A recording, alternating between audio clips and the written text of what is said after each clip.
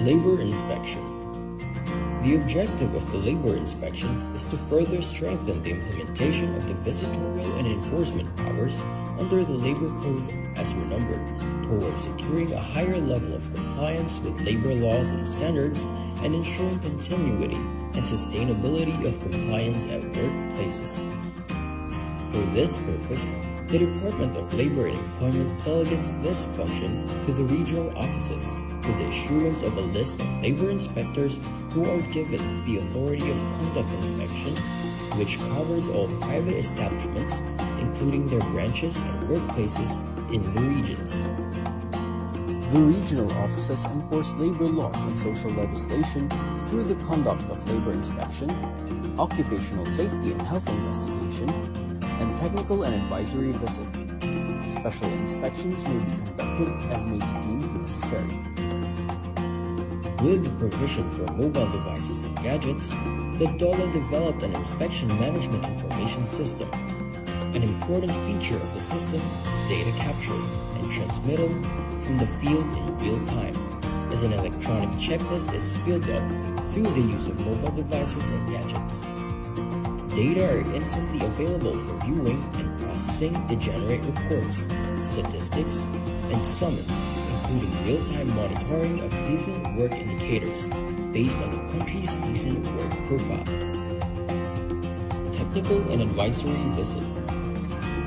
The TAV, or Technical and Advisory Visit, aims to provide assistance to the micro-establishments, or establishments that have 1 to 9 employees, to be sustainable, productive, and competitive.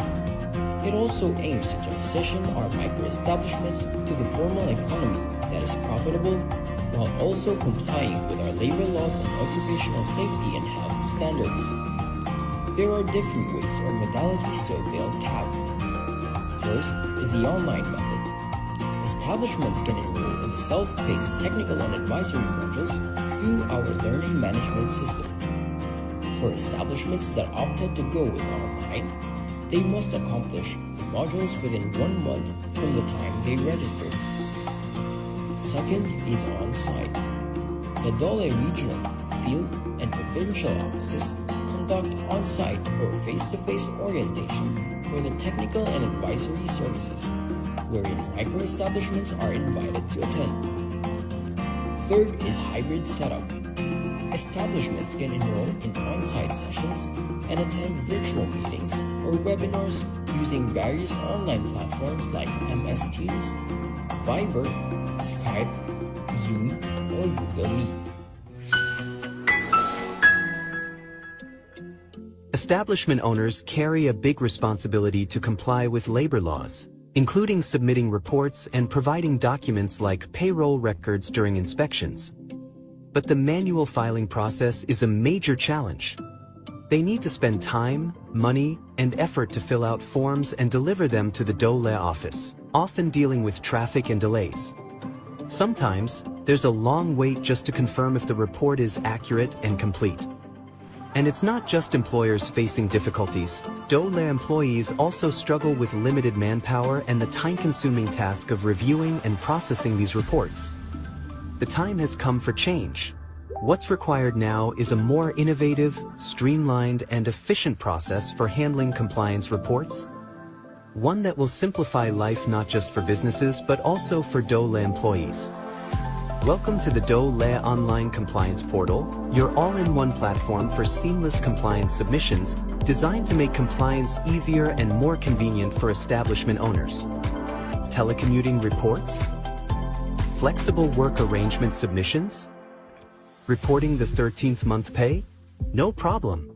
Even work accident or illness reports and the annual establishment report on wages, everything you need is now in one convenient portal. Plus, the DOLE Online Compliance Portal now includes the latest requirement for reporting movie and television shoots under Department Order 246, Series of 2024. All your compliance needs in one place, quick, secure, and hassle-free. With the DOLE Online Compliance Portal, registering your establishment is a breeze. Our automatic registration system ensures you are instantly compliant with OSH Standard Rule 1020. Once submitted, your certificate of registration is immediately available for download, saving you time and effort. If your establishment has been flagged for non-compliance during labor inspection, don't worry. Required documents can be submitted quickly and conveniently. And if you're missing certain policies, like a mental health program or OSH program, we've got you covered with downloadable templates.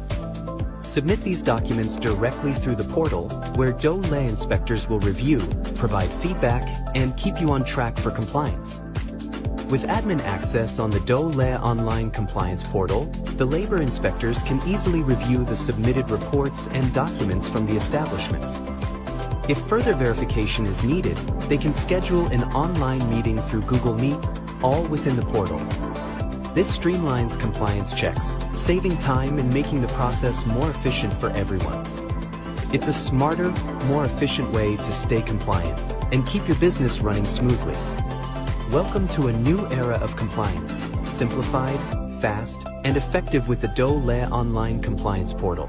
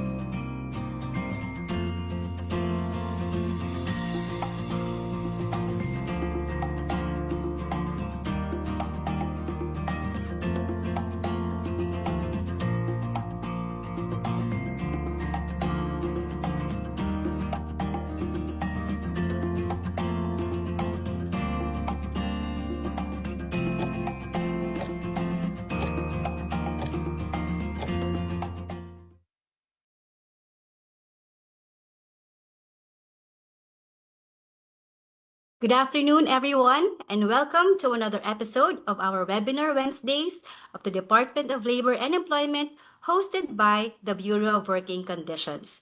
This is Sarah K. Juan, your host for today's webinar. So last week, na-highlight po ang ating mga women employees at naibahagi sa atin ang contributions ng mga kababaihang manggagawa at ang katungkulan ng Estado para ma-ensure na sila ay dapat magkaroon ng equal rights and opportunities at work, na hindi nakakompromise ang kanilang mga maternal functions while nasa trabaho.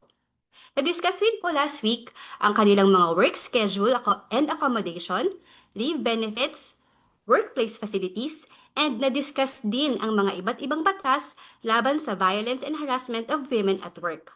So ngayon, sa Season 4, Episode 5, bukod sa ang Marso ay Women's Month, ito rin po ay Fire Prevention Month. Ito ay isang taunang paggunita na idinaraos tuwing Marso sa buong Pilipinas at nilalayo nito ang napalakasin ang kaalaman ng publiko tungkol sa kahalagahan ng pag-iwas sa sunog at pagpapalaganap ng kaligtasan. Ang selebrasyong ito ay tinatag sa bisa ng Presidential Proclamation No. 115-A na nilagdaan ni Pangulong Ferdinand E. Marcos at bilang pagsuporta sa proklamasyong ito ay meron pong mga activities ang DOLE katulad ng fire drill na mangyayari po later on.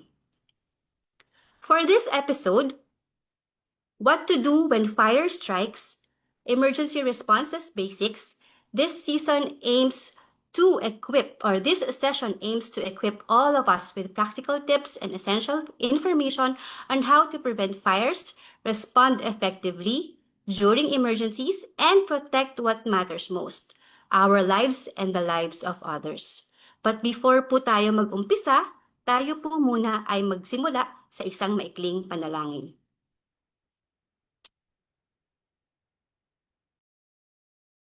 Hearts full of gratitude for the opportunity to gather in this webinar. We thank you for the gift of technology that allows us to connect, learn, and grow even from afar. We ask for your guidance and wisdom for every speaker and participant, so that we may share valuable and inspiring insights. Help us listen with open minds and hearts, eager to learn from one another. Grant us clarity of thought and expression, making our discussions meaningful and impactful. We pray that this session fosters understanding, collaboration, and the sharing of knowledge that benefits everyone. May your presence be felt in our midst, encouraging a spiritual of unity and respect. We trust in your divine wisdom to lead us through any challenges or difficulties we may face today. As we conclude this time together, may we carry forward the lessons we have learned with a renewed sense of purpose and dedication. In Jesus' name we pray. Amen.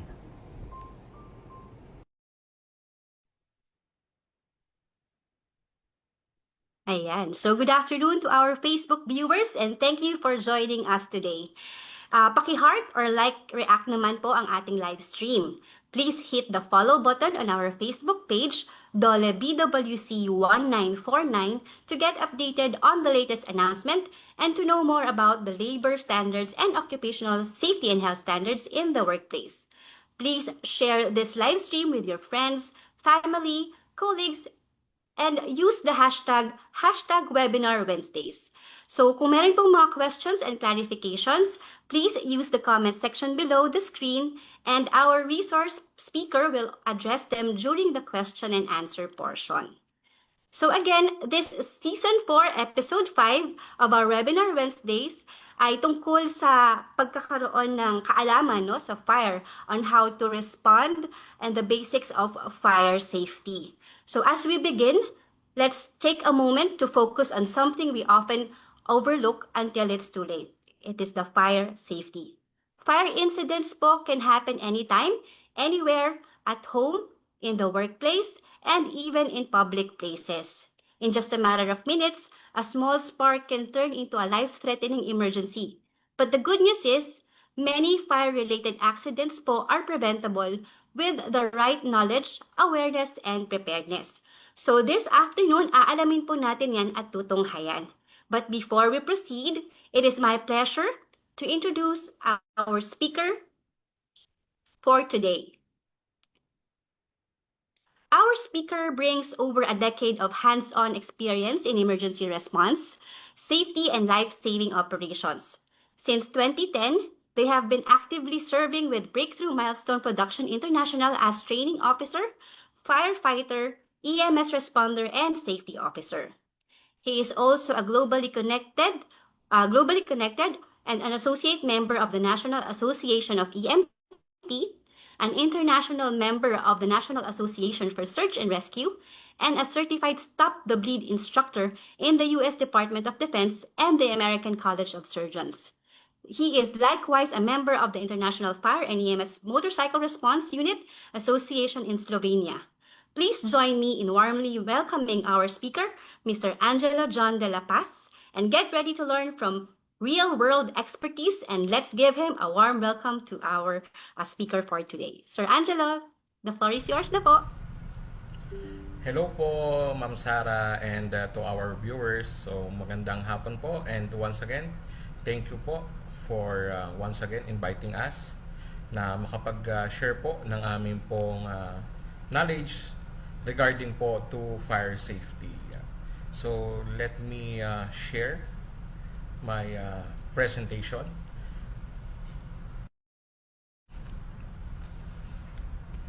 Yan po. So as we all know, katulad naman po nung nasabi po sa atin ni Ma'am Sara kanina, ang March po ay isinasagawa din po natin yung tinatawag natin na Fire Prevention Month.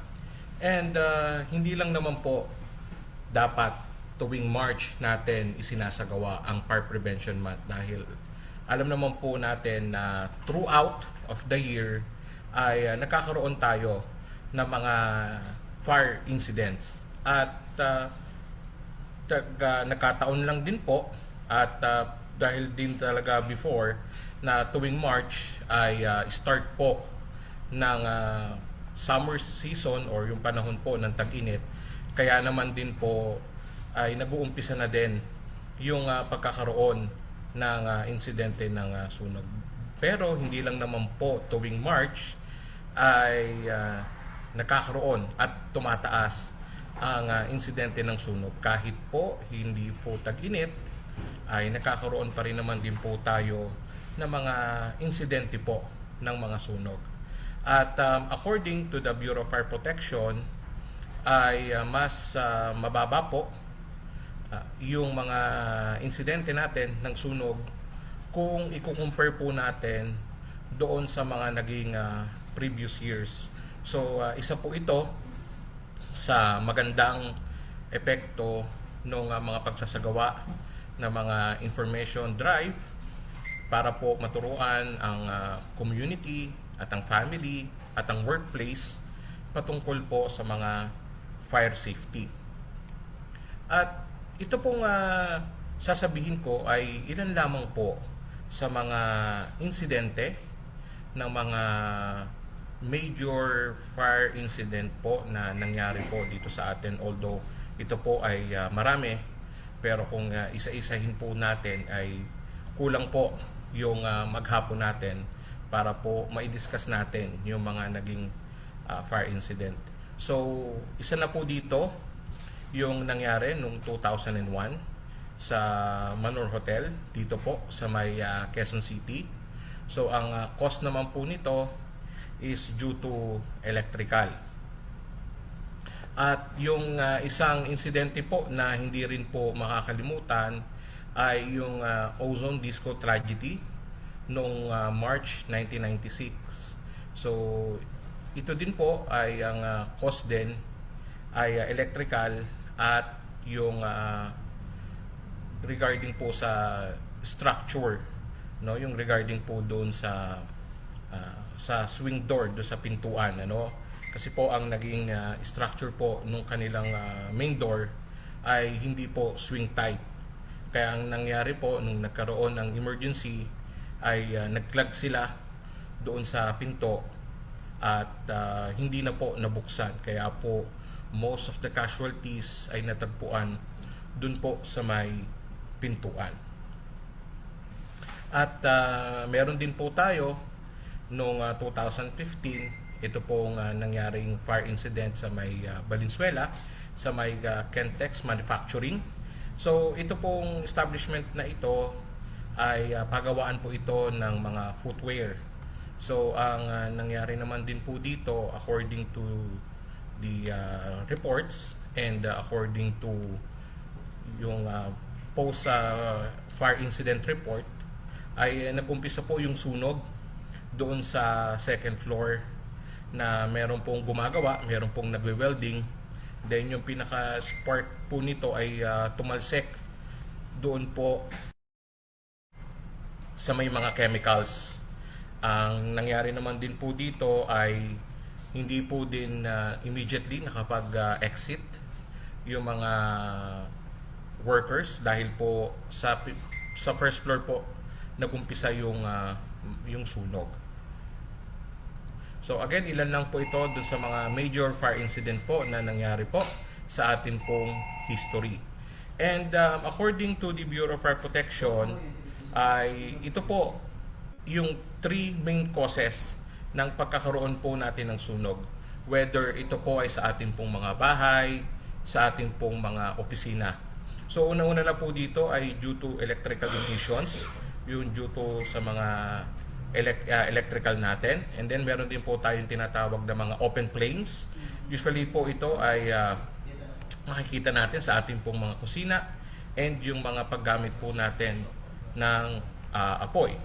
And yung pangatlo is yung regarding po sa careless smoking, especially po yung mga cigarette butt po natin na hindi po natin na-dispose properly, ay pinag-uumpisahan po siya ng sunog. Ngayon po, may kasabihan nga po tayo na di bali ng masunugan or di bali ng manakawan kesa po masunugan, dahil ang mga nasusunugan ay kumbaga hindi po talaga nila alam kung papaano at saan po sila mag-uumpisa. Kaya po mas makakabuti na parati tayong mag-err on the side of caution and prevention dahil ang pagkakaroon po ng sunog ay maaari po nating maiwasan. So hindi po naturally na nangyayari po ang sunog. Kaya po ito ho ay maaari natin na ma-prevent. So ngayon pag-usapan po natin yung regarding po sa apoy. So tandaan po natin na kaya po tayo nagkakaroon ng apoy. Ito po ay resulta ng pagsasama-sama ng mga kailangan para po mag-produce ng apoy. So ano-ano po iyon? So meron po tayong tinatawag na fire triangle. So ngayon po ang tawag na po sa kanya is yung fire tetrahedron. Ano po ba ito? Pag-usapan natin. So para daw po tayo makapag-produce ng apoy, kailangan meron tatlong elemento na present. So meron tayong dapat na oxygen, na which is nakikita po at meron po tayo sa atin pong environment. Kaya nga po tayo ay nakakahinga. Isa po yan sa kailangan natin upang tayo ay mabuhay. And meron po tayong heat or meron tayong init. Kaya nga po tuwing March, very prevalent yung ating po mga fire incident. Dahil nagiging isa sa mga factor ay yung heat na meron tayo sa environment. At meron po tayong tinatawag na fuel. Ano po itong fuel na ito? Yung fuel na ito po yung mga materials na kung saan ay nagsusupport din po doon sa pagkakaroon natin ng apoy. Ano po ang mga halimbawa? So, damit, papel, so any materials na pwede pong masunog is considered siya as a fuel. And even as a human, consider din tayo as a fuel. The great question is, present ang mga materials, yung mga fuel na yan sa labas, meron tayong heat, and meron tayong oxygen. Pero, bakit hindi tayo nakakaroon ng apoy? Yung tinatawag po natin na chain or chemical reaction. So kahit na pagsamasamahin natin po yung tatlo na yan, kung wala po tayong chain or chemical reaction, ay hindi po tayo magpo-produce ng heat, hindi tayo magpo-produce ng apoy. So kaya po importante na tanggalin natin yung isa na yan and hindi tayo magkaroon ng chain reaction para hindi tayo mag-produce ng apoy. Ngayon po, ang pagkakaroon ng apoy, ito po ay pwedeng makatulong at ito po ay pwedeng maging destructive. Helpful in a sense na alam naman po natin na pagka na-control natin yung paggamit ng apoy, ito ay nagagamit natin sa mga pagluluto po natin. Ito po ay nagagamit din natin para mag-produce ng heat para sa panahon ng taglamig, so sa panahon na malamig, ay hindi po tayo giginawin.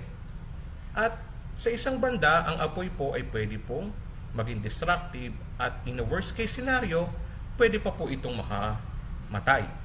Kailan po? Pag hindi po natin na-control at pagka hindi po tama yung paggamit natin sa apoy. Ano po ba yung katangian ng apoy? Ang apoy po, ang isa po sa kanyang byproduct is smoke or usok. Ngayon po, pagka nagkaroon po ng usok, unti-unti na po tayo na hindi makakakita. So, nakakaroon na tayo ng limited and zero visibility. Lalo na kung ang usok po is nag-uumpisa na siya na kumapal at umitim.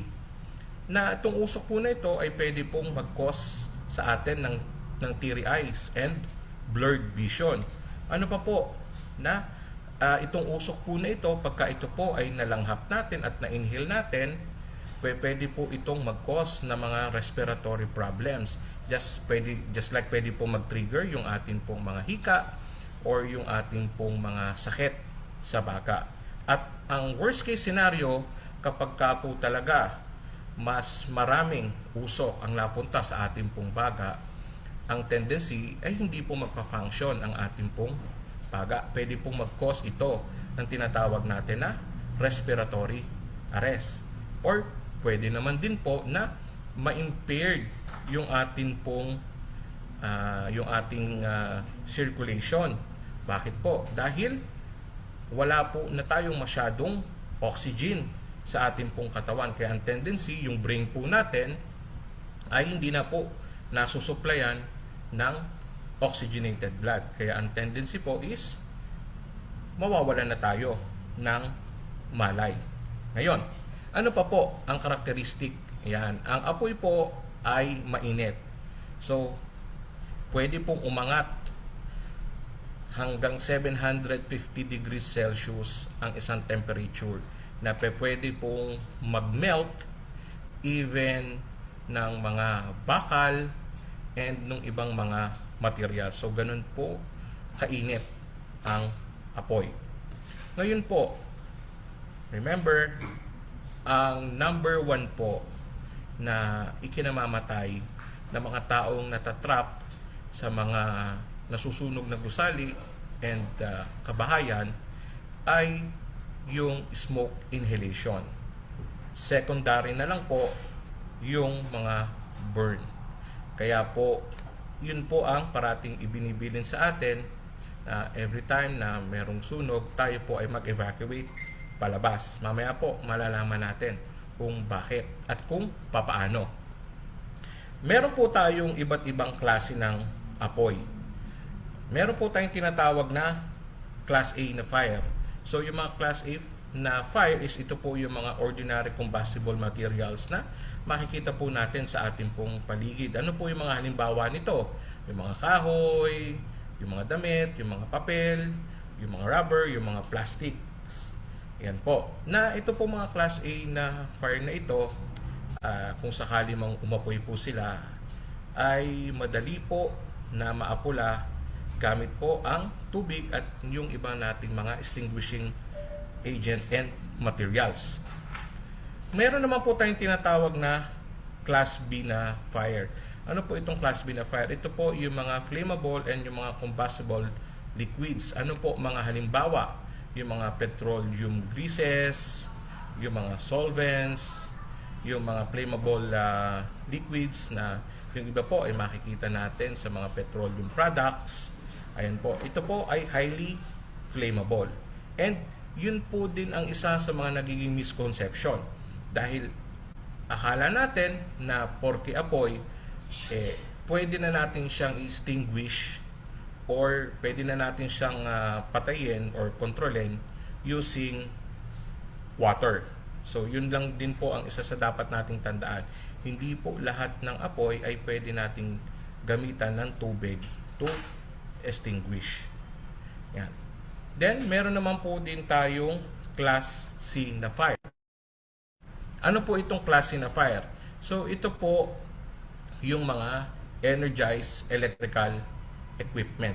So, ibig sabihin po, pag sinabi nating energized, so, meron pa pong dumadaloy na kuryente or meron pa pong kuryente. Na ito din po ay hindi din po natin basta pwedeng gamitan ng tubig to extinguish dahil alam din naman po natin na ang isa sa kumbaga hindi natin pwedeng pagsamahin ang tubig at saka po ang kuryente. No, napaka-dangerous na gamitan natin ito ng tubig pagka meron tayong mga electrical fire. Kaya isa din po iyan sa mga nakikita natin nitong mga nakaraan sa social media na kung paano mag-extinguish ng mga energized na electrical wires. Ngayon naman po ay pag-usapan natin yung isang klase pa. So meron tayong tinatawag na Class D na fire. Ito naman pong Class D fire na ito naman po ay yung mga combustible na metals. So ito din po ay hindi po ordinary. Dahil kung ang gagamitin natin is tubig, so mas lalo po siyang makakasama. Dahil habang binabasa natin siya, pwedeng mas lalong magkaroon ng chemical reaction at pwede pong mas lalong lumaki ang apoy at pwede po itong sumabog.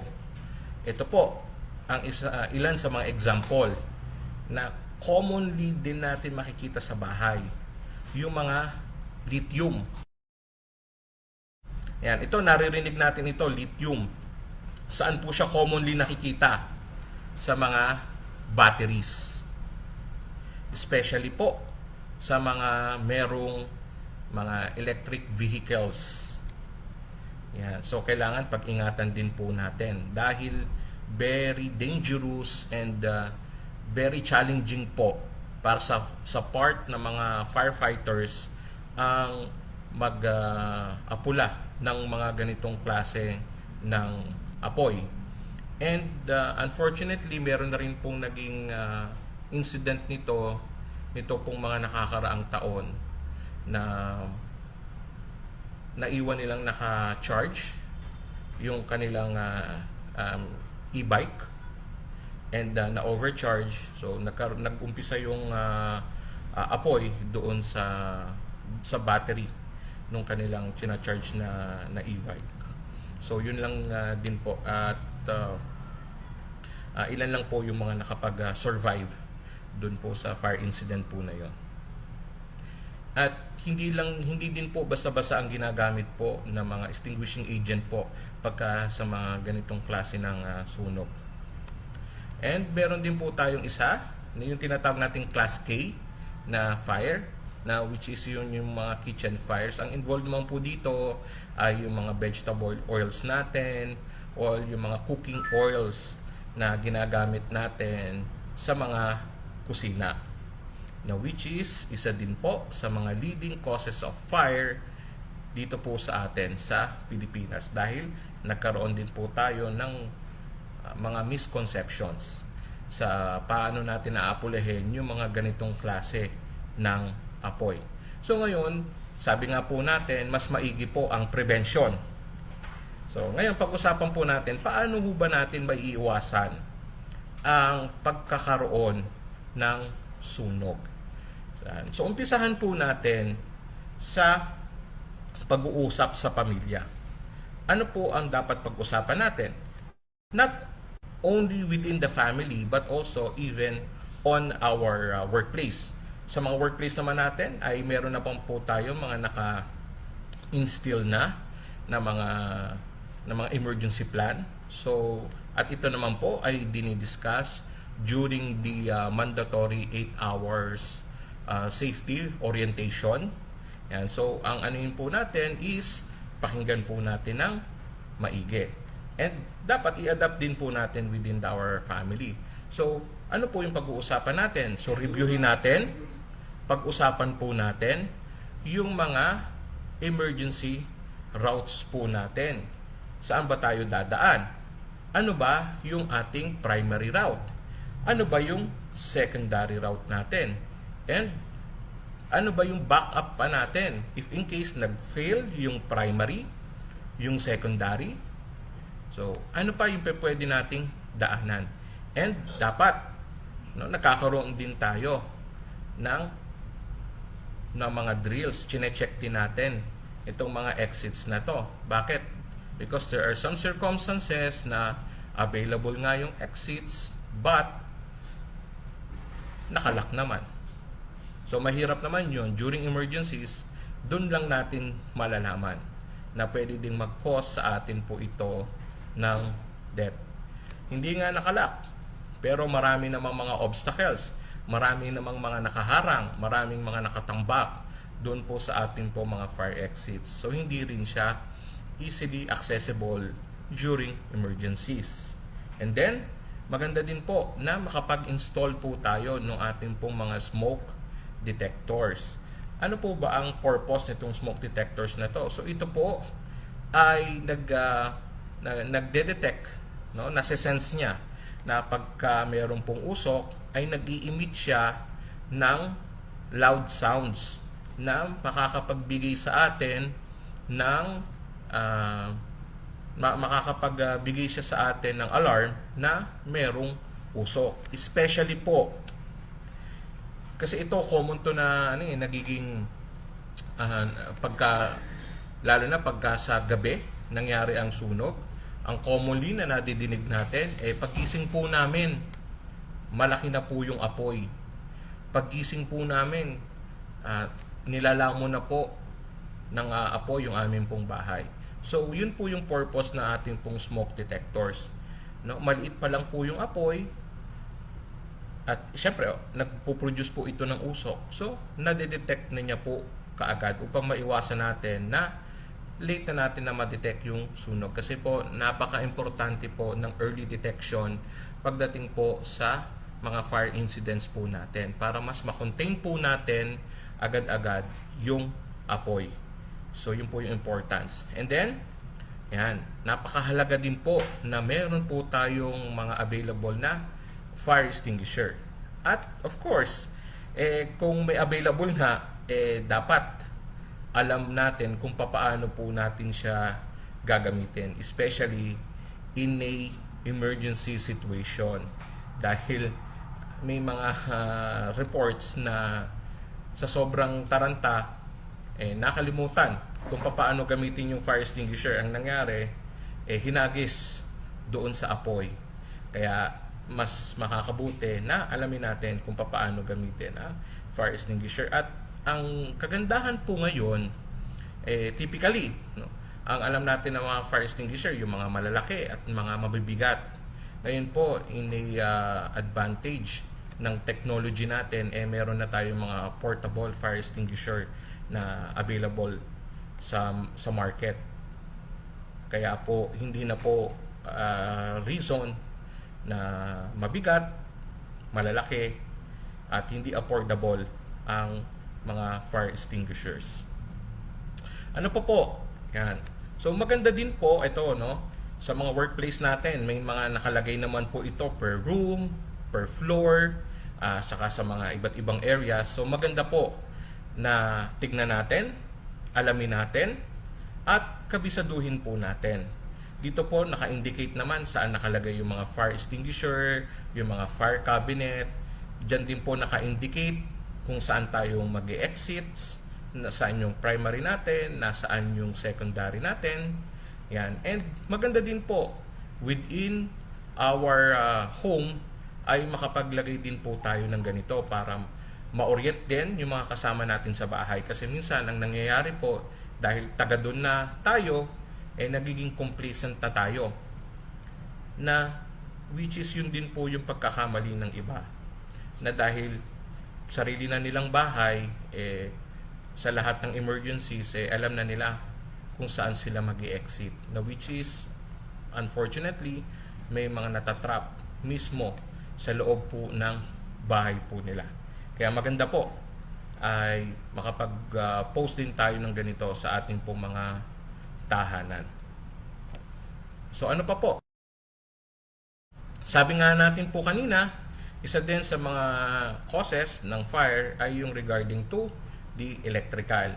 Kaya po maganda po, lalo na sa ating pong mga tahanan, ay mapasuri din po natin yung ating pong mga electrical wiring sa mga license na mga electricians po.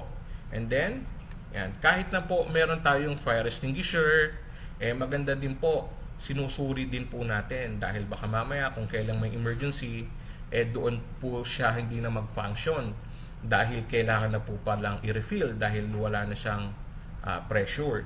And then, yung mga in-install natin na smoke detectors, dapat po regularly pinapalitan din po natin siya ng battery. Yan. So ang ano nga po dyan is dapat every year pinapalitan po natin siya ng battery.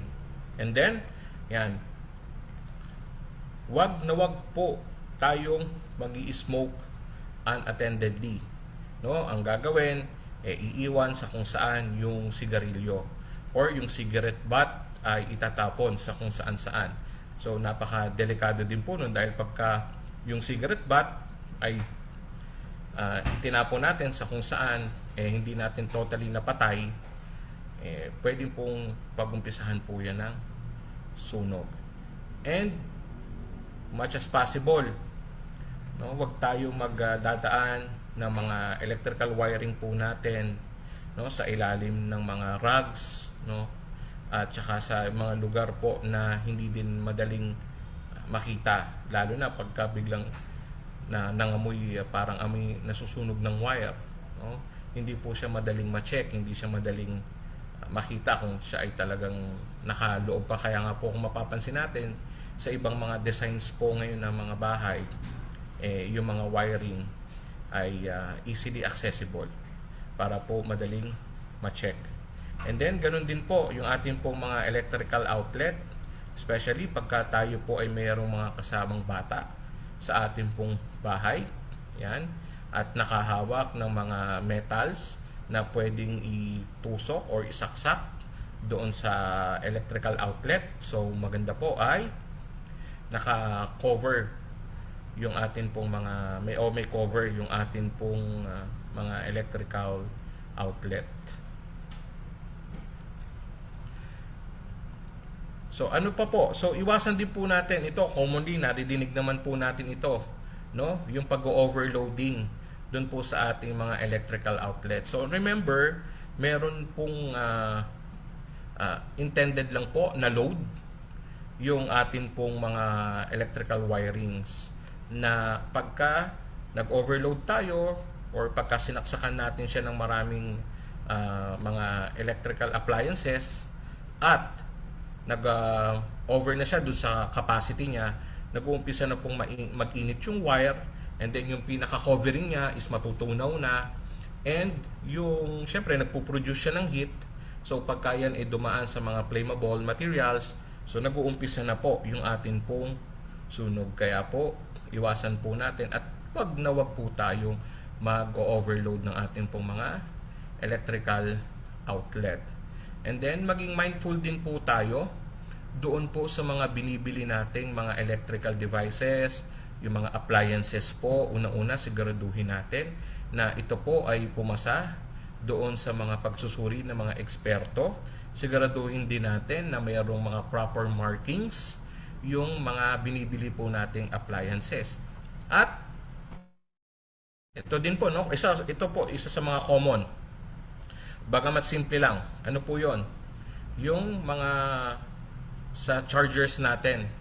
No, minsan hindi natin basta na lang po tayo bili ng bili, hindi natin siya dino-double check yung quality ng ating pong binibili. Nangyari, ginamit natin, nag-charge tayo, naiwan natin or iniwanan natin or nakatulugan natin, nag-overheat. So pwede pong umpisahan po siya ng sunog. Yan, kaya po suriin natin yung mga binibili nating mga electrical devices, yung ating pong mga appliances. Ano pa po? Ito mamaya, papakita ko po sa inyo yung itsura, yung actual, na bakit ba tayo dapat magsarado ng pinto, no, kapag tayo ay matutulog. Kasi po may kinalaman po ito sa pag-spread ng fire. And then, yan, kung tayo naman po ay sa mga bahay natin, siguraduhin po natin kung may grills yung ating pong mga bahay or may mga security bars po tayo, siguraduhin natin na meron pong accessible na part or merong mga emergency na bukasan. Kasi may mga pangyayari po na either nakalock yung susi o wala, hindi makita or nakatago, or talagang wala pong bukasan yung mga grills or yung mga security bars dun po sa mga bintana po natin. Yan, kaya maganda po ay accessible po siya. And then, yung ating pong mga important and valuable documents, siguraduhin po natin na mayroon po tayong extra copies or digitalized copies na nakalagay po sa ating mga USB or nakastore po sa iba't ibang mga devices po natin. Dahil in a emergency situation, mahirap naman po na kung kailan pa lang mag-evacuate, doon pa lang tayo maglilikom, or doon pa lang natin hahanapin yung ating pong mga importanteng mga documents. Ano pa po? Yan, yung ating pong appliances, no, ito commonly naman din natin siyang naririnig na pagka po hindi natin siya ginagamit, ay yan, tanggalin po natin or hugutin natin sa mga saksakan. Ano pa po? Yung ating pong mga lighter, yung mga matches po natin, siguraduhin natin na hindi po maabot ng mga bata, hindi po mapaglalaruan. Kaya ma-store po natin ito sa mga lugar na hindi po nila basta madaling maabot, or pwede pong merong padlock. Ano pa po? Yan, kung much as possible po in a situation na nawalan tayo ng kuryente, mas safe pa rin po na gamitin natin yung flashlights kung i-compare po natin sa mga kandila. Kasi ang kandila po napakadelikado dahil pwedeng masagi or pwedeng tumumba at natabig siya doon sa mga areas na mayroong mga flammable materials, pwede na po siyang pag-umpisahan ng sunog. Kaya po much better gamitin ang flashlight. Kung talaga naman pong in a situation na wala tayo available na flashlight at ang meron lang po tayo ay kandila, so siguraduhin natin na ito po ay nababantayan natin. At kung tayo ay aalis, much better, no, patayin na lang po muna natin siya kesa naman po iwan natin na unattended yung ating pong mga kandila. Ano pa po? Yan. So, part din nung common na reason kung bakit tayo nakakaroon is the open flame po. At sabi nga natin kanina, commonly makikita natin yan sa ating pong mga kusina. So, ano po ang dapat nating malaman para maiwasan po natin yung mga kitchen fires po natin? Siguraduhin po natin na yung ating pong stove ay malinis, especially yung mga tumalsik na mantika sa parts ng ating pong kusina, malinis po natin sana siya. And ito, isa po ito sa importante, ano po yon? Kapag tayo po ay magluluto, huwag po tayong magsasabay ng kahit anong activities. Ano po example? Nagluluto. Ang nangyari, nagbukas ng cellphone, na nanood sa cellphone. Ang nangyari, na-divert yung kanyang attention. Kaya yung kanyang niluluto, nakalimutan na po. So, napakadelikado po nito. Kung tayo po ay magluluto, huwag tayo magsasagawa ng kasabay na activities na madadivert yung atin pong attention. So, dapat nakatuon lang po yung ating pansin dun po sa ating niluluto. Ano pa po? Ayan. Sa ating pong mga LPG, siguraduhin din po natin yung mga LPG hoses po natin. Ito po ay bago. Kasi po katagalan, nagka-crack na po o rumurupok na yung pinaka-LPG hose po natin. Siguraduhin natin na ito po ay bago. Ganon din po yung atin pong mismong LPG na tangke. Siguraduhin din po natin na ito ay updated. Kasi po, yung iba, hanggat pwede pa, ginagamit pa po nila. O kaya kahit naman na hindi na serviceable, pwede pa yan. So, isa po yun sa mga nagiging causes ng mga fire incidents po natin. Yung mga LPG leak po natin. Kaya kung hindi na po talaga serviceable yung ating LPG, ay palitan na po natin. Paano po ba natin masasabi ng LPG tank natin na hindi na serviceable? So, pagka ito po ay meron ng dent, o kaya po may part na ng LPG natin na tanggal na, like yung handle, or yung pinaka sa paa ng ating pong LPG tank, or talagang kalawang na po yung LPG tank po natin. So, much better po ay palitan na po natin ito agad.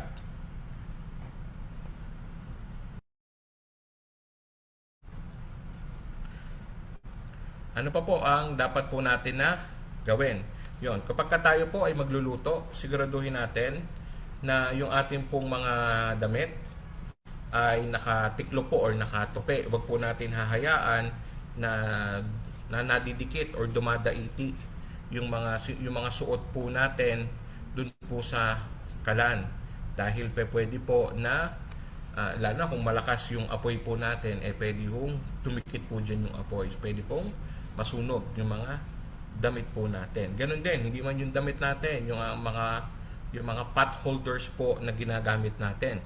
Siguraduhin po natin na malayo din po siya doon sa apoy ng ating pong kalan. Yan. And then, may orient din po natin yung ating pong mga kasama sa bahay. Hindi lang po yung ating pong mga anak, kundi lahat po na patungkol po sa paggamit ng mga lighters, ng mga matches. So, ito po ay hindi laruan at ginagamit lang po ito with the supervisions.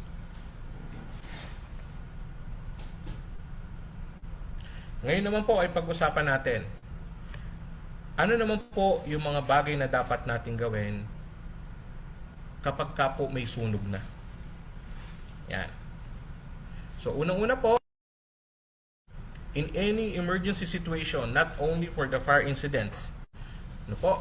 So, wag po tayo magpapanik. Number 1 po yan. Bakit po ba natin parating nadidinig yung words na wag tayo magpapanik? No? At sabi kasi ng iba, parang napakahirap naman ikang gawin yun dahil nasa emergency situation ka na. Parang hindi naman maiiwasan na magpanik. No? So, ang hindi po pagpapanik, of course, hindi naman po talaga immediately na a-adapt po yun. It takes time. Kaya nga po yung purpose kung bakit tayo nagkakaroon ng drill para maiwasan natin yung pagkakaroon ng panic. Ngayon, bakit po ba importante yung hindi tayo nagpapanik? Dahil importante po ang tinatawag natin na presence of mind. Ano po ba ang importance ng presence of mind? Dahil yun po ang mag-determine kung tayo po ba ay magso-survive or hindi. Bakit?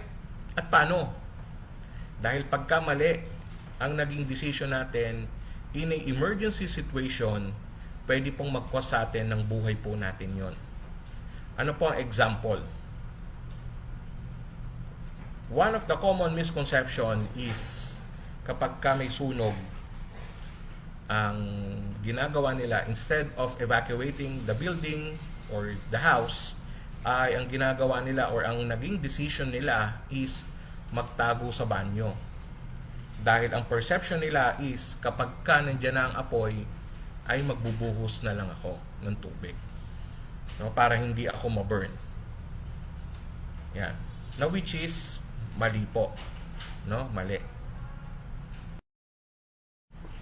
So, yun po yung sinasabi natin na dapat hindi tayo magpanik kasi sa isang maling desisyon, pwede po mag-cause po iyon ng ating pong mga buhay. Kaya po, importante ang presence of mind at nakukuha natin yun sa hindi natin pagkakaroon ng panic mode. Ano pa po ang dapat natin gawin? Ayan. Ito po, isa din po ito sa ina-advocate na instead na tayo ay mag-live, instead na tayo ay mag-video, unahin natin yung pagbibideo, tumawag muna tayo ng tulong. No? Tulong muna kaysa mag-video. Tapos, ang mangyayari pa po, magrereklamo. Bakit ang tagal dumating ng bumbero? Ang tanong, tumawag pa tayo kaagad? Yan. So, yun po yung dapat na natin gawin. Tawag po muna tayo ng bumbero. Tumawag muna tayo ng tulong. Ngayon, ito po ang susunod na tanong. Alam po ba natin yung mga emergency hotline sa atin pong mga lugar? At alam po ba natin yung National Emergency Hotline po natin. Kasi minsan na nangyayari, gustuhin man tumawag, hindi naman nila alam kung ano yung tatawagan nila. So, kaya po maganda ay nakasave na po sa atin po mga cellphones yung mga emergency contact number para madali na po natin siya na madial or tawagan. Hindi po magse-search pa tayo kung ano po yung emergency hotline dun po sa atin pong lugar. Ngayon po, pagka tayo ay tumawag, ibigay po natin yung kumpletong mga detalye. Dahil minsan po nangyayari, tatawag, hindi naman po ibibigay yung exact locations. Lalo na po sa mga lugar na talaga pong mahaba yung kalye o mahaba yung street. So, mas maganda po maibigay natin yung mga needed information para po mas mabilis malocate ng mga bombero yung location po ng sunog. At ito din po minsan ang isa sa nagiging problema, idinadaan sa mga posts sa iba't ibang mga social media platform yung mga sunog. Instead na tumawag, ipinost. So hindi naman po 24/7 na nakamonitor ang ating po mga bombero sa mga social media platforms para pag nag-post tayo, immediately makikita. Kaya po mas the best pa rin po na tayo po ay tumawag.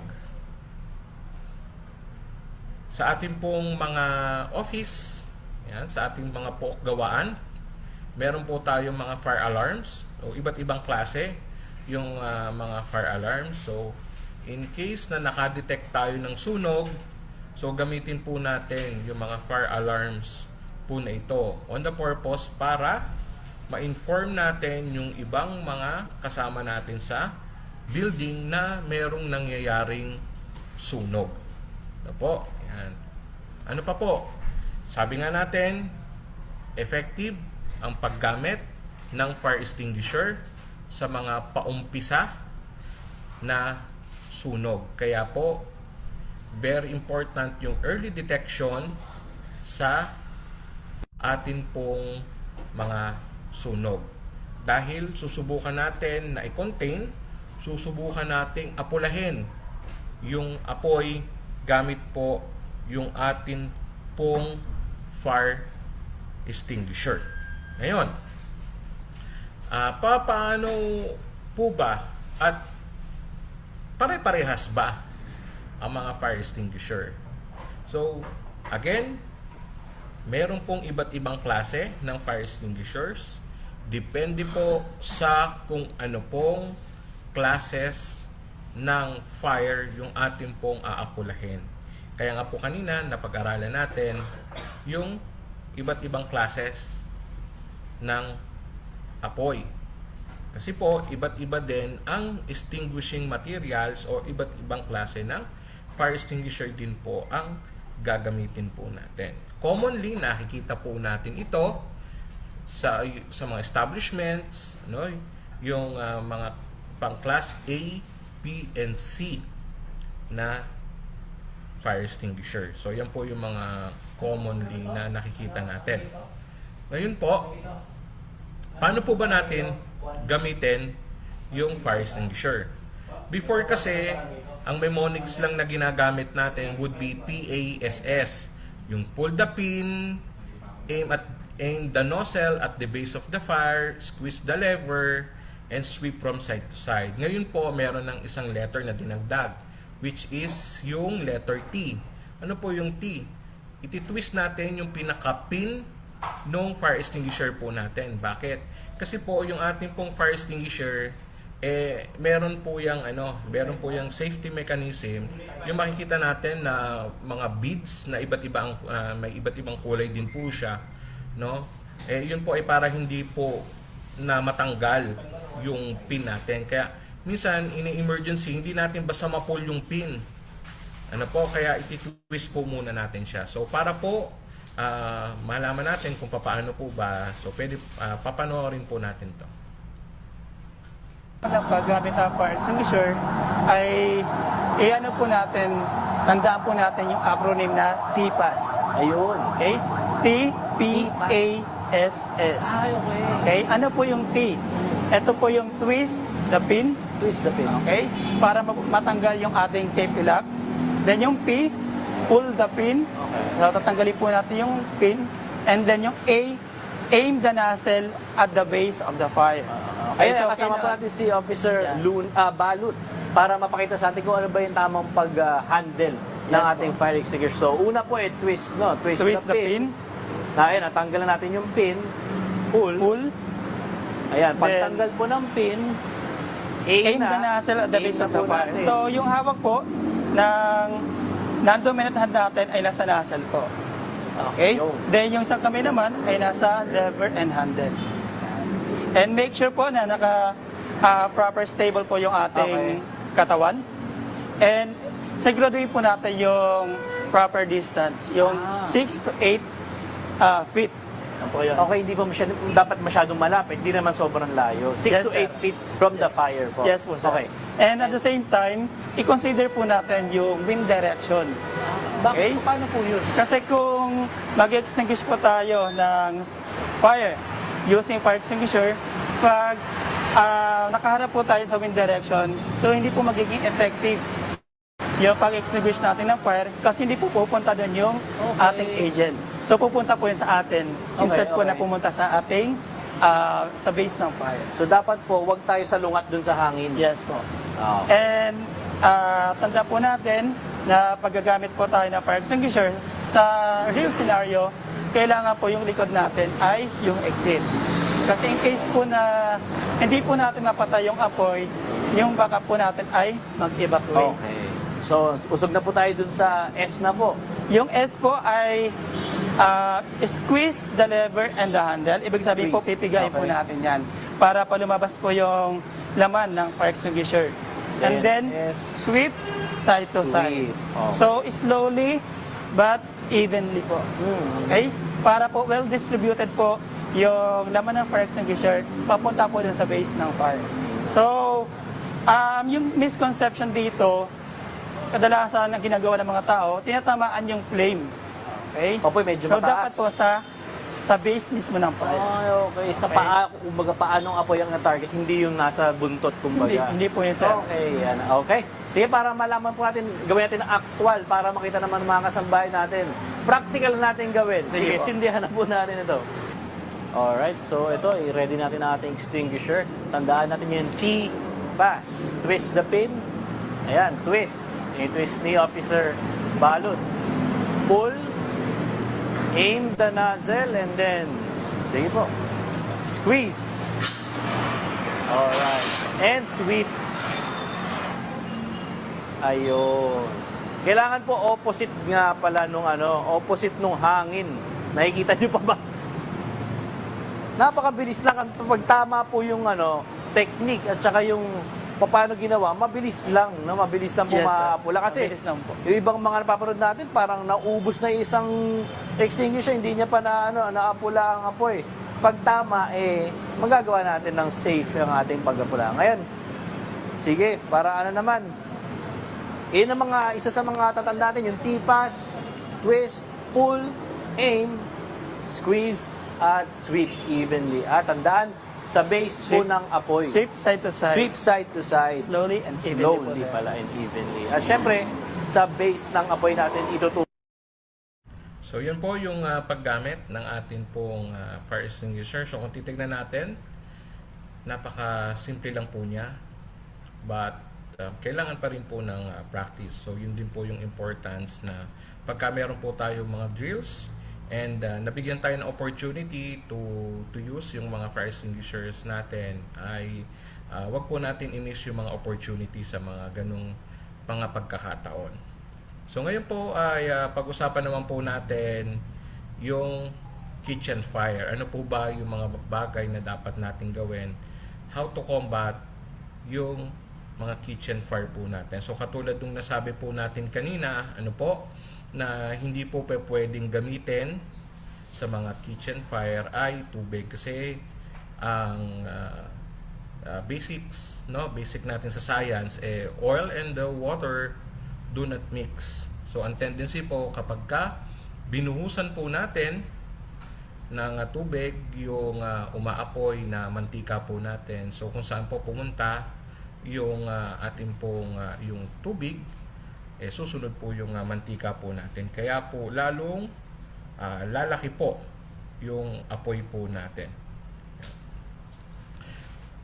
So ano pa po? So pagka po na-extinguish na natin yung apoy, so buksan po natin yung mga bintana po natin at yung mga pinto para po ma-ventilate, para po yung mga usok at yung mga fumes at yung even yung chemical po ng fire extinguisher natin ay lumabas. Kasi delikado din po na ma-inhale natin po yung mga yun. Pwede po mag-trigger ng mga difficulty of breathing, and kung mayroong mga lung problems, so pwede po mag-trigger ng mga sakit po nila yon. And then kung talaga naman po in a worst case scenario, hindi na po natin ma-contain, hindi na po natin kayang ma-combat yung fire, so again, ang pinaka-importante po dito ay mag-evacuate. Tayo po ay lumikas palabas ng ating pong mga opisina, ng ating pong mga gusali at ng ating pong tahanan. Kung tayo po ay mag-evacuate, no po, so wag tayong gagamit ng elevator, so tayo po ay gumamit ng mga hagdan. Yan. Kaya nga, di ba, may mga nakapost, no? In case of fire, use the stairs. So ito po yung sinasabi ko po kanina, no? Bakit napaka-importante din na isarado po natin yung ating pong pintuan. Kasi pwede po na, or pwedeng makatulong na hindi na lalong lumaki at kumalat yung apoy kung isasarado po natin yung ating pong mga pintuan. So yan. So ganun din naman po pagka tayo ay mag-evacuate, no, sarado po natin yung ating pong mga pinto. And then kung in a situation tayo mag-evacuate, bago buksan ng mga pintuan, kapain po muna natin using the back of our hand kung ito po ba ay mainit. Yan. So kung mainit po, wag na wag po natin itong bubuksan dahil meron po tayong tinatawag na backdraft. Yung backdraft po is ito yung explosion due to sudden introduction ng oxygen. Kaya pagka ganito pong situation, hanap po tayo ng alternative exits po natin.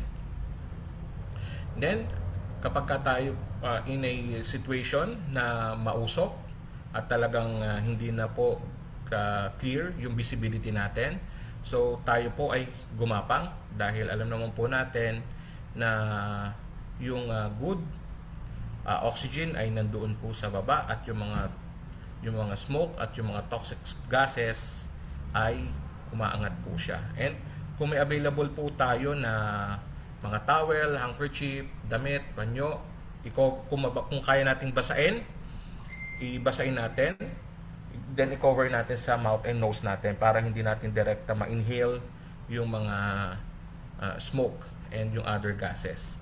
Kasi pwede pong ma-trigger yung ating mga difficulty of breathing. And then, ito po yung sinasabi natin kanina, no? Tayo po ay huwag pong magtatago sa mga banyo dahil ang number one na ikinamamatay ng mga taong na-entrap ay hindi naman po yung burn, kung hindi po primarily is the smoke inhalation. So, ang nangyari, masyadong nakalanghap sila ng mga gases and ng smoke. So, nagpa-pass out po sila. So, nawawalan po sila ng malay. Then, secondary na lang po yung mga burns. Kaya po, mag-evacuate tayo palabas ng ating pong mga gusali. Kung So, madilaan ngayon naman ang po, ating pagka katawan tayo naman ay o ang ating naapoy, damit ng no, apoy, yung damit ganito natin lang ay po ang naapoy. gagawin natin. Unang-una po, wag po tayo magpapanik. Kasi pag nagpanik po tayo, di natin alam kung paano siya patayin. Wag po tayong tatakbo. Kaya all we have to do is first stop. Tapos, drop. Cover your face, then roll. Yan, ganyan po. Pabalik-balik lang po ang gagawin nyo hanggang sa mapatay po ang apoy. O, kung mapapansin nyo po, wala na po siyang apoy. Pag hindi po tayo huminto, lalong lalaki po yung apoy na dumikit po sa katawan natin. Kaya ang purpose po nung bakit tayo mag-stop para mapigilan na natin siya right away. So, all we have to do again, ang sabi ko po sa inyo, stop, drop, cover your face, then roll hanggang sa mamatay po ang apoy.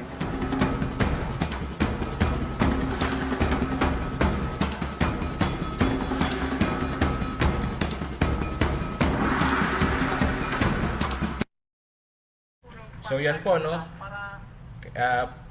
Huwag tayong tatakbo pag naumo yung ating pong damit or yung anuman po sa ating katawan, no? Huwag tayong mas lalong tatakbo dahil nag-i-introduce tayo lalo ng oxygen, ng air, so mas lalong lalaki po yung apoy. So all we need to do is to stop, then drop, cover the face, and mag-roll po tayo. Kung may available naman ng mga fire extinguishers, so pwede naman pong gamitin yung mga fire extinguisher. Or kung wala, kuha ng kumot, basain, then i-cover doon sa body ng tao. Yan. So ngayon naman po, ano naman po yung dapat natin gawin after the fire incident? So wag po tayong papasok agad-agad ng ating pong mga buildings or ng ating mga bahay hanggat hindi po sinasabi na safe po na pumasok. Dahil pwede pong may part ng structure na na-weaken na, pwede na po itong mag-collapse. Kaya kung hindi po safe pumasok or hanggat walang sinasabi na pwede po tayong pumasok, ay wag po tayong papasok or wag tayong babalik sa loob. Ano pa po? Ayan. Wag din po natin agad-agad bubuksan yung ating pong mga tubig, yung ating pong mga main switch ng ating pong mga kuryente dahil pwede pong may mga na-damage po dyan, kaya po pwede pong mag-cause pa ng further damage dun po sa ating pong tahanan. Kaya po wag po natin siya immediately na bubuksan. I-check po muna natin yung mga linya ng ating mga kuryente at ng tubig kung okay po ba at safe po ba na buksan. Wag din po natin i-consume yung mga naiwang pagkain, either delata, bottled water na galing po sa isang fire incident dahil baka po ito ay contaminated na at pagka kinonsume pa natin ay pwede pong mag-cause ng vomiting, diarrhea, or even food poisoning po. Kaya wag po natin po consume.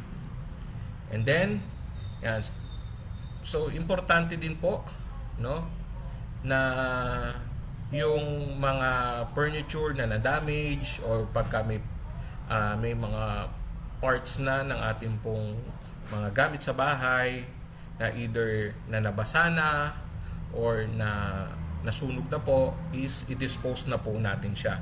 Huwag na po natin siya ulit na gagamitin.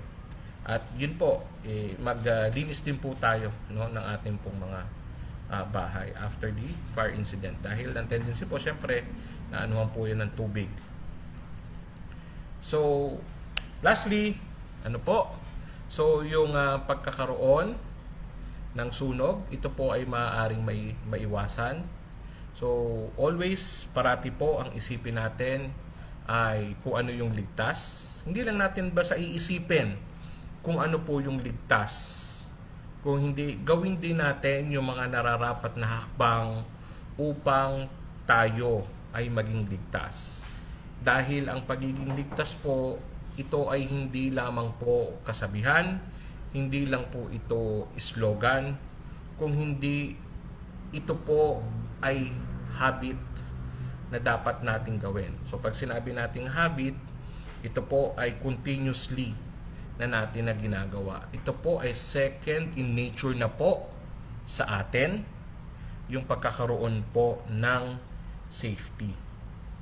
And yun din po, no? Importante din po lastly yung paglahok natin doon sa mga earthquake drill na isinasagawa po. At remember, no, part po ng ating batas na dapat po tayo ay merong mga fire drills. So, alamin din natin ano ba yung essence, ano ba yung purpose, kung bakit tayo nagsasagawa ng ating pong mga drills. Dahil most of the time ay itinitaken for granted lamang po, hindi sineseryoso ang mga paglahok sa mga drills. Remember, in a actual emergency situation, wala pong magbibigay sa atin ng command, wala pong magtuturo sa atin kung paano gamitin ang fire extinguisher, wala pong magtuturo sa atin kung paano ang dapat maging actions natin during any emergency. So yun po yung purpose ng drill. Inihahanda po tayo na kung sakaling nagkaroon ng mga ganong insidente ay kusa na po natin siyang isasagawa. Alam na po natin kung ano yung mga bagay na dapat natin na isagawa. With that, yan, thank you po, and ibinabalik na po uli natin ang floor sa ating pong host.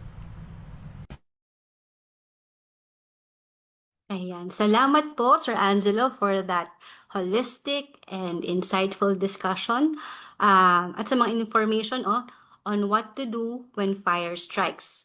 Emergency responses at ang mga basics na dapat natin gawin sa panahon ng sakuna, specific for fire. And I am sure po, dahil sa discussion nyo na sobrang extensive and comprehensive, ay marami pa rin pong mga katanungan sa ating Facebook pages. So, if our questions ay makikita po natin sa ating screen. For our first question,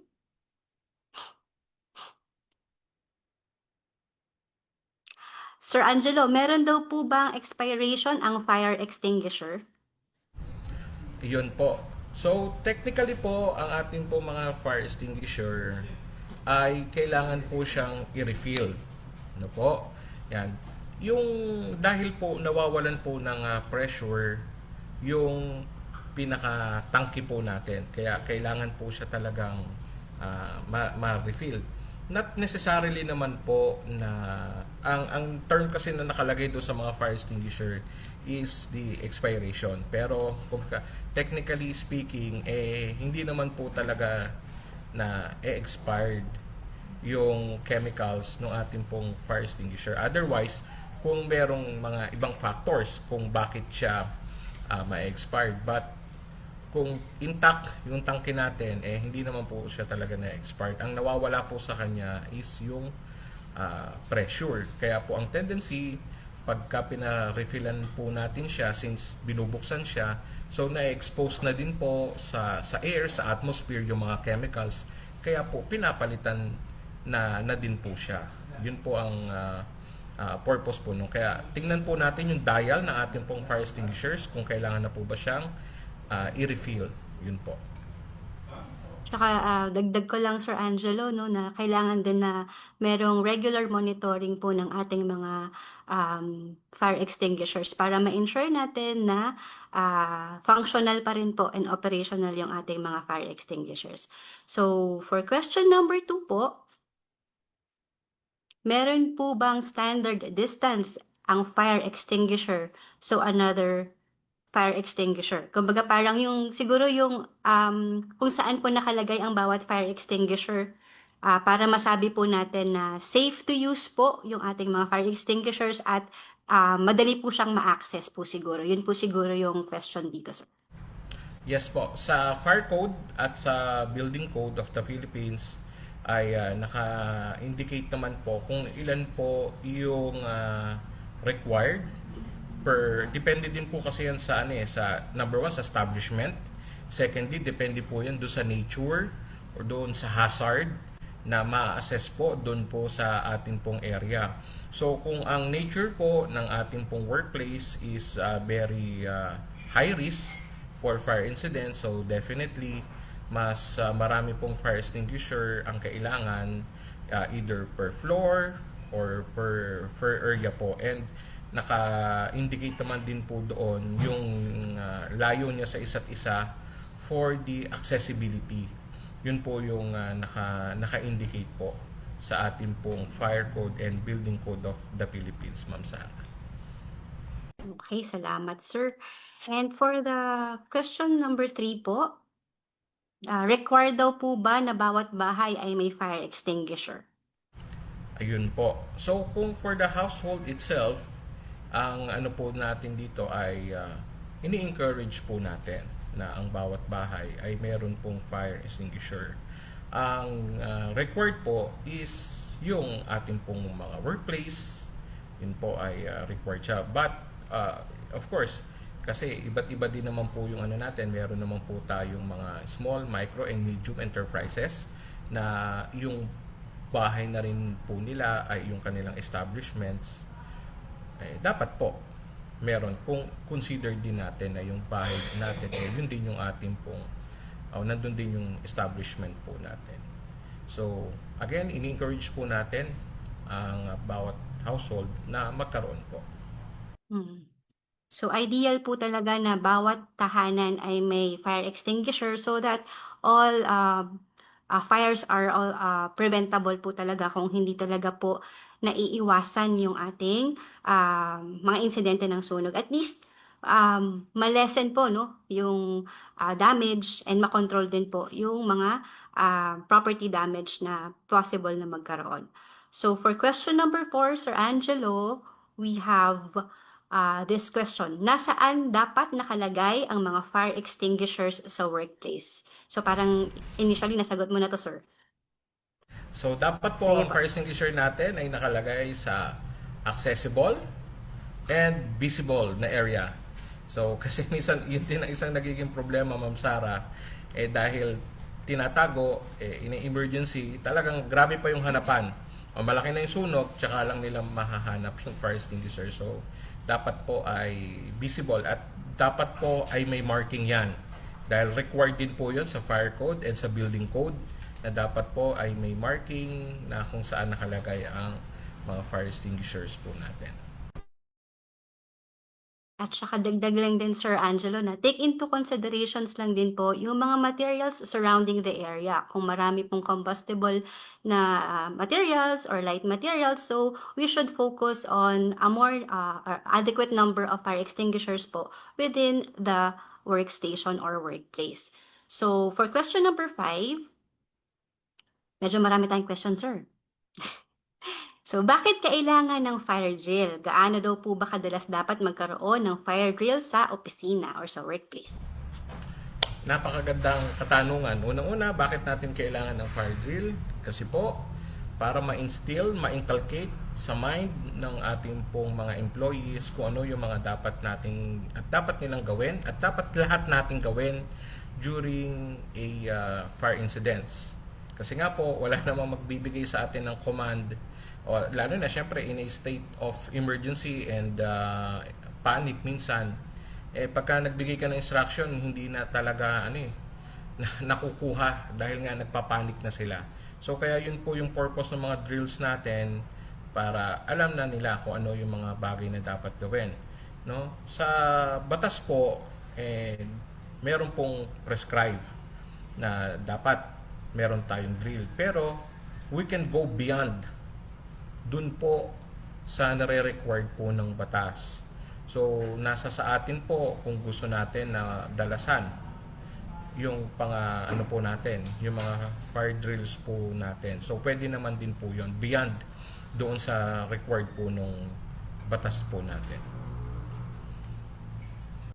Thank you, sir. Tsaka po, magdedepende rin naman po yan sa nakalagay po no sa company policy and sa safety and health program. So it would be much nicer po and mas safer siguro, Sir Angelo, kung mas madalas po nating magawa yung mga drills na ito para ma-ensure po natin na in times of emergency, malilesen po yung panic, mawawala, hindi po tayo magkakaroon ng stampede, and ma-ensure po natin na lahat po ay ma-evacuate safely pagdating po ng mga oras ng sakuna. So, for question number 6, kung nagkasunog sa second floor at ikaw ay nasa third floor, mas maganda bang umakyat sa taas na floor or piliting makadaan sa second floor para makababa? So, parang situational na to, sir. Opo, ayan. So, ito po naman ang po natin dyan. Ang pinaka-the best pa din po is mag-evacuate tayo going outside of the building. Ngayon po, kaya yun po yung purpose kung bakit natin kailangan tignan yung ating pong mga evacuation map o yung ating emergency map para in a worst case scenario at hindi accessible itong area na to para diyan tayo mag-evacuate. So meron tayong alternative. And ang mga buildings naman po ay meron po yung mga primary and meron po yung mga secondary routes. Kasi yun po yung nire-required ng ating pong batas. Iniiwasan po natin na aakyat tayo or pupunta tayo sa ibang mga level. Kasi po, in a actual and reality speaking, hindi naman po din or yung pahirapan din po ang pagre-rescue sa mga entrapment po na ganyan. Kasi in terms of capacity, hindi easily available din po yung mga rescue ladders natin.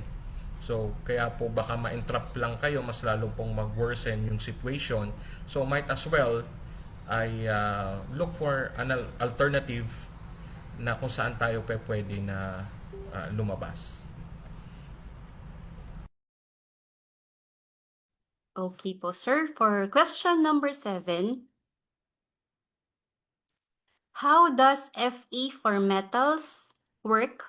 Should we have them for our lithium battery vehicles? So, in an EV vehicle, we need 2 types of FE. Yan po.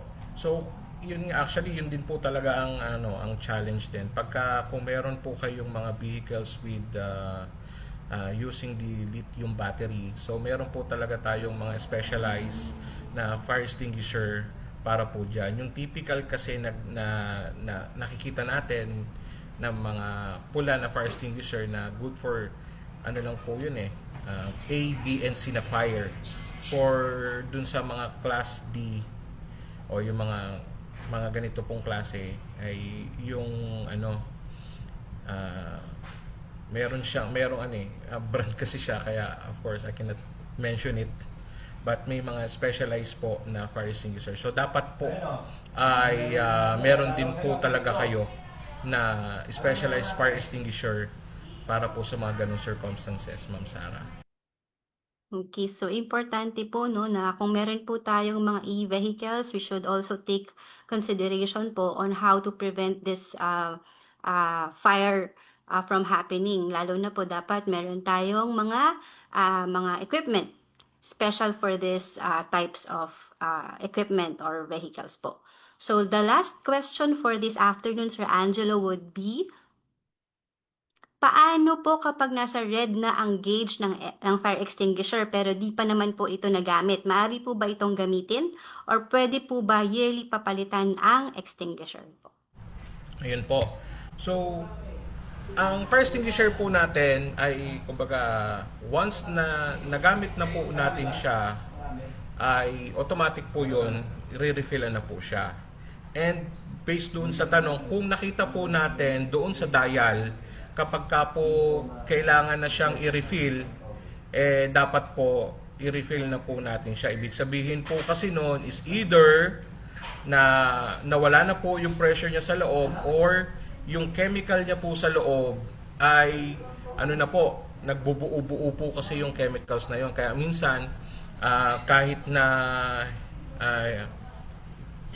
may mga circumstances na doon sa dial hindi pa siya for refill, pero yung chemical naman niya sa loob is nagbuo-buo na. So kailangan na rin po siyang refillan kasi pagka ginamit natin siya, hindi na po lalabas yung mga chemicals sa loob kasi nga po nagbuo-buo na siya.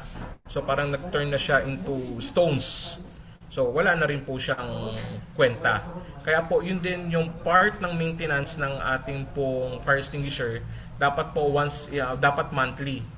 Inaalog po natin siya or tineturn po natin siya para po yung mga chemicals sa loob ay hindi na po siya nagbubuo-buo. So yearly papalitan ng fire extinguisher. So usually naman po yung kung okay pa yung pinaka-tank ay nire-refill lang naman po siya. So yun po yung po natin regarding po dyan sa pagre-refill po ng mga fire extinguishers.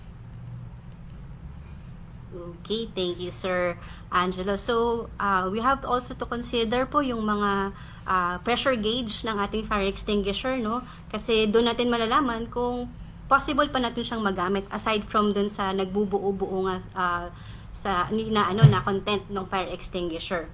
So, with that, Sir Angelo, we would like to thank you for your insightful discussion on what are the main causes of fire, how to prevent it, and what to do in times of fire. But before we end the session, sir, do you have any key takeaways or last words po sa ating mga Facebook viewers? Ayun po, para sa ating pong mga kababayan, again, ang pagkakaroon po ng sunog ay maaari po nating iwasan. At ang pag-iwas po sa sunog ay hindi lang po natin siya ginagawa tuwing Fire Prevention Month. Sabi nga po, dapat ang fire prevention ay hindi lang po tuwing March, kundi let's make it every day a fire prevention day. Yun lang po. Once again, to BWC, maraming salamat po sa pag-invite po. And we hope na marami pong natutunan yung ating pong mga viewers. Again, maraming salamat Sir Angelo de la Paz for gracing this Webinar Wednesday this afternoon. And again, for our viewers, we heard you. Certificate of attendance is now available po. So please scan the QR code posted on the screen to access the evaluation form. And a reminder lamang po, please ensure correct spelling of your name and email addresses. And kindly allow sufficient time for the processing and sending of certificates. Kasi hundreds po kayong naka-view and also may processing time din po tayo. So you may also send us an email at ask@bwc.dole.gov.ph or call our Dole hotline 1349. Again, please follow us at Dole BWC 1949 on Facebook, X, formerly Twitter, YouTube, and Viber to stay up to date with the latest announcements and activities from BWC and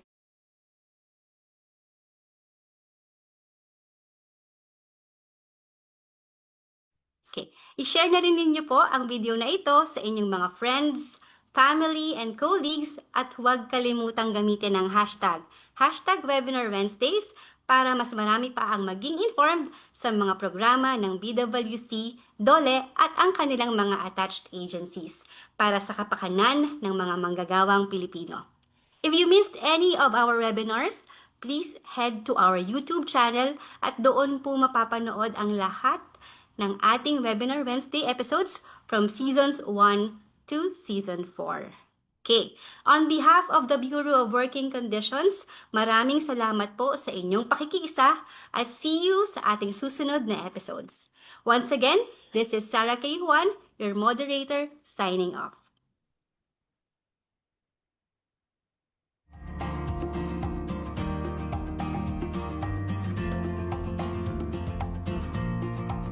Para sa mga katanungan at karagdagang impormasyon, maaari po tayong tumawag sa Dole Hotline 1349 o sumambuli sa mga Dole Regional o Field Office na nakakasakop sa inyong lugar paggawa.